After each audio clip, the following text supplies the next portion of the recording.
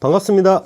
낚시기자 경력 20년 이상의 바다낚시 전문 기자들이 열정으로 만들고 있는 디낚TV입니다. 오늘은 지난 12월 27일에 업로드했던 겨울 감성돔 낚시 1편 채비 4대 키워드에 이어 겨울 감성돔 낚시 2편 저수온기 밑밥론 시간입니다. 겨울이 되면 수온이 내려감에 따라 감성돔은 상대적으로 높은 수온이 유지되는 곳으로 옮겨가게 됩니다. 따라서 감성돔 포인트도 내망권을 벗어나 외해권의 수심 깊은 포인트로 바뀝니다. 이에 따라 감성돔을 노리는 채비와 밑밥도 깊은 수심을 공략하기 좋도록 변해야 합니다. 흔히들 채비의 중요성에 대해서는 잘 알고 있으면서도 밑밥의 중요성에 대해서는 큰 신경을 쓰지 않는 경우가 많습니다. 하지만 저수온기 감성돔 낚시는 밑밥의 중요성이 어느 시기보다 크기 때문에 다른 계절보다 더욱 신경을 써야 합니다. 겨울에는 수심 얕은 갯바위에서 감성돔을 구경하기가 어려워집니다. 감성돔이 안정된 수온층인 수심 깊은 골창으로 숨어들기 때문입니다. 따라서 감성돔을 낚기 위해서는 어쩔 수 없이 수심 깊은 포인트나 갯바위에서 멀리 떨어진 곳을 노리지 않을 수 없게 됩니다.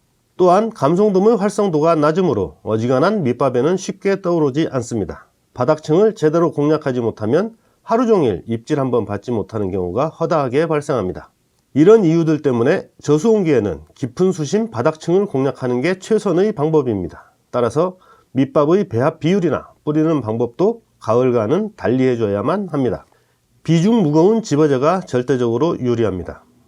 저수온기인 겨울철에는 깊은 수심의 바닥층에서 감성돔이 쉽게 떠오르지 않기 때문에 밑밥도 바닥층까지 빨리 가라앉힐 수 있도록 만드는 게 효과적입니다. 따라서 크릴과 함께 섞는 집어제는 비중이 무거운 제품이 좋습니다. 집어제는 어떤 재료를 많이 섞느냐에 따라 비중이 달라지게 됩니다.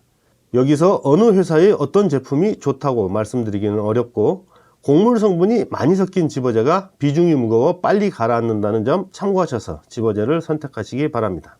한 가지 더 참고할 점은 집어제는 만들어진 방법에 따라 건식과 습식으로 나눌 수 있습니다. 습식 집어제는 미생물이 많이 섞여 있어 발효가 계속 이루어지므로 강한 냄새를 지니고 있습니다. 또한 습식 집어제는 수분을 많이 함유하고 있으므로 크릴과 잘 뭉쳐지는 장점이 있기 때문에 겨울철에는 건식 집어제보다 유리한 경우가 많습니다. 다만 크릴 분말이나 곡물 성분이 많이 함유된 고급 집어제들은 건식이라도 침강 속도가 빠른 제품도 있습니다.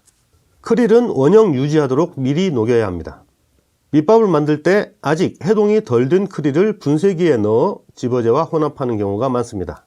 하지만 저수온기에 밑밥을 만들 때는 이런 방법이 바람직하다고 할 수 없습니다. 크릴은 원형을 유지할수록 바닥층까지 빨리 가라앉기 때문입니다. 따라서 겨울철 감성돔 낚시 밑밥을 만들 때는 절반 이상 해동된 크릴과 집어제를 혼합하는 게 바람직합니다. 밑밥을 판매하는 낚시점 중에는 미리 녹여놓은 크릴을 집어제와 섞어주는 곳도 있고 아직 해동이 안 된 크릴을 분쇄기로 갈아서 밑밥을 만들어주는 곳도 있습니다. 되도록 해동된 크릴을 판매하는 낚시점을 이용하는 게 현명한 방법입니다. 부득이하게 해동이 안 된 크릴을 분쇄기로 갈아서 밑밥을 만들어야 하는 상황이라면 평소보다 암맥이나 옥수수를 더 많이 섞어서 바닥층 공략 효과를 높이는 게 좋습니다. 점도를 유지하도록 반죽해야 합니다. 집어제는 밑밥을 멀리 던질 수 있게 뭉쳐주는 기능과 바닥까지 빨리 가라앉히는 기능을 동시에 합니다. 저수온기의 밑밥은 빨리 가라앉고 잘 풀어지지 않게 만들어야 합니다. 즉 어느 정도 점도를 유지해야 좋은 밑밥입니다. 잘 뭉쳐져야 밑밥을 멀리 던질 때 날아가는 도중 흩어지지 않으며 깊은 수심까지 많은 양이 내려갈 수 있는 것입니다. 이렇게 하기 위해서는 집어제와 곡물의 비율을 높여야 합니다. 가을에는 크릴과 집어제 비율이 3대1, 즉 크릴 6장에 집어제 2봉지를 섞은 밑밥이 일반적으로 쓰인다면 겨울에는 크릴과 집어제의 비율을 2대1 이상, 즉 크릴 6장에 집어제 서너 봉지를 섞는 게 좋습니다. 물론 각자의 취향에 따라 이 비율을 꼭 지켜야 하는 것은 아닙니다. 하지만 겨울에는 가을보다 집어제를 많이 섞는 게 유리하다는 사실만은 진리라고 할 수 있습니다. 집어제 비율을 높여야 하는 또 다른 이유는 암맥이나 옥수수 같은 곡물을 많이 섞어야 하기 때문입니다. 곡물을 많이 섞으면 아무래도 밑밥이 잘 뭉쳐지지 않고 날아가는 도중에 흩어질 확률이 높습니다. 집어제 비율을 높이면 곡물을 많이 섞은 밑밥도 멀리까지 뭉쳐진 채로 던질 수 있습니다. 겨울 감성돔 낚시 밑밥의 점도는 손으로 가볍게 쥐었다가 놓았을 때 덩어리가 갈라지거나 집어제가 많이 떨어지지 않을 정도가 알맞습니다. 가을 밑밥을 만들 때는 크릴 비율이 높아서 물을 따로 추가하지 않아도 되는 경우가 많지만 집어제를 많이 섞는 겨울 밑밥은 물을 부어가면서 점도를 맞춰야 합니다. 폭탄 밑밥이 위력을 발휘하기도 합니다. 밑밥을 바닥층에 가라앉히기 위해서는 폭탄 밑밥을 만들어 사용하기도 합니다. 폭탄 밑밥이란 밑밥을 야구공만한 크기로 뭉쳐서 손으로 던지는 것을 말합니다. 폭탄 밑밥 용도로 사용할 수 있는 전용 제품도 오래전에 출시돼 많은 낚시인들이 사용하고 있습니다. 갯바위 가까이를 노리거나 조류가 빠른 지역에서 효과를 볼 수 있습니다. 폭탄 밑밥을 사용할 때 한 가지 주의해야 할 점이 있습니다. 폭탄 밑밥은 손으로 던져야 하기 때문에 던질 수 있는 거리가 짧습니다. 입질 포인트가 가까이 형성될 가능성이 높은 새벽에는 집어 효과를 극대화시킬 수 있지만 입질 포인트가 멀어지는 낮에는 아무런 효과도 기대할 수 없을 가능성이 더 높습니다. 따라서 새벽에 낚시를 시작하기 전 대여섯 덩이를 포인트에 던져 넣은 후 그 다음부터는 밑밥 주걱으로 꾸준히 뿌리는 게 좋습니다. 오징어, 어분 등 후각 자극 물질도 효과적입니다. 밑밥의 중요한 기능 중 하나는 감성돔의 후각을 자극하는 것입니다. 냄새는 조류를 따라 멀리까지 흘러가기 때문에 곡물이나 크릴이 가라앉는 구간보다 훨씬 멀리 있는 감성돔을 불러들일 수 있습니다. 저수온기 감성돔은 활성도가 낮아 잘 움직이지 않지만 오징어, 어분을 비롯한 각종 첨가제를 밑밥에 섞어서 후각을 자극하면 활성도가 깨어나 냄새를 따라 밑밥이 뿌려진 곳으로 접근해 올 가능성이 높습니다. 후각을 자극하는 밑밥 첨가제로는 오징어, 어분이 대표적이지만 후각 자극용 집어액도 여러 제품 시판되고 있으므로 기호에 맞게 사용하면 됩니다.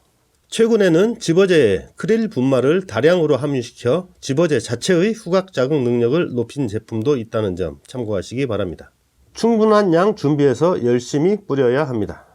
저수온기에는 깊은 수심이나 본류대 지역에 포인트가 형성되는 경우가 많습니다. 따라서 소모되는 밑밥의 양도 다른 시즌에 비해 훨씬 많습니다. 감성돔도 활성도가 저하되어 밑밥에 빠르게 반응하지 않으므로 꾸준히 많은 양을 사용해야 합니다. 가을철과 같이 감성돔이 갯바위 가까이 있을 때는 적은 양에도 빠르게 반응하지만 저수온기에는 그렇지가 않습니다. 저수온기에는 밑밥을 충분히 많이 준비해서 열심히 뿌려야 한다는 점 잊지 마시기 바랍니다. 밑밥을 뿌리는 방법도 중요합니다. 가을에는 소량의 밑밥을 꾸준히 뿌리는 게 유리하지만 겨울에는 한 번 뿌릴 때 많은 양을 뿌리는 게 더 유리합니다. 겨울에는 수심이 깊은 곳을 노려야 하기 때문에 수면에 떨어진 밑밥이 바닥까지 도달하는 과정에서 유실되는 비율이 높습니다. 적은 양을 뿌리면 바닥까지 도달하는 밑밥이 적어서 집어 효과를 제대로 발휘하기 어렵습니다. 따라서 가을에는 한 번에 서너 주걱씩 뿌린다면 겨울에는 5에서 10주걱씩은 뿌려야 집어 효과를 높일 수 있습니다. 지금까지 겨울 감성돔 낚시 밑밥론에 대해 알아봤습니다. 밑밥을 어디에 어떻게 뿌리느냐도 매우 중요한 문제지만 예전에 제가 업로드했던 반유동 낚시 밑밥 동류라는 영상에서 이미 충분히 설명했으므로 오늘은 설명을 생략하겠습니다. 해당 영상 링크는 설명란과 고정 댓글에 남겨놓을 테니 꼭 클릭하셔서 시청해 주시기 바랍니다. 오늘 영상 유익하셨다면 구독과 좋아요 부탁드리겠습니다. 끝까지 시청해 주셔서 대단히 감사합니다.